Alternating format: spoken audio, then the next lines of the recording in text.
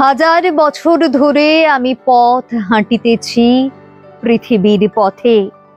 Single সমুদ্র থেকে নিশীথের অন্ধকারে মালয় সাগরে।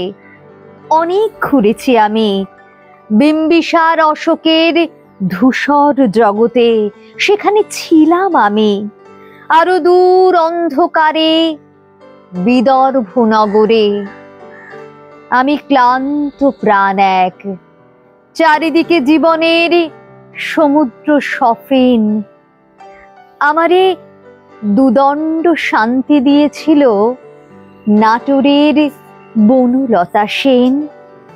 চুল তার কবেকার অন্ধকার বিদিশার নিশা, মুখ তার শ্রাবস্তির কারুকার্য।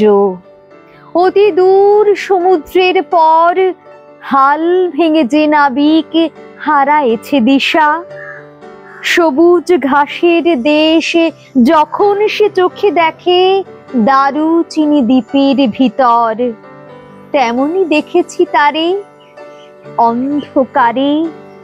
বলেছে সে, এতদিন কোথায় ছিলে?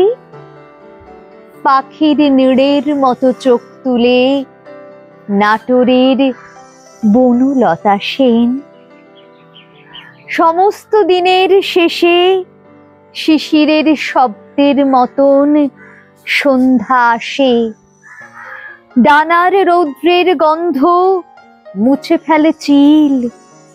পৃথিবীর সব রং নিভে গেলে পাণ্ডুলিপি করে আয়োজন। তখন গল্পের তরে জোনাকির রঙে ঝিলমিল। সব পাখি ঘরে আসে, সব নদী ফুরায় জীবনের সব লেনদেন। থাকে শুধু অন্ধকার, মুখোমুখি বসিবার বনলতা সেন।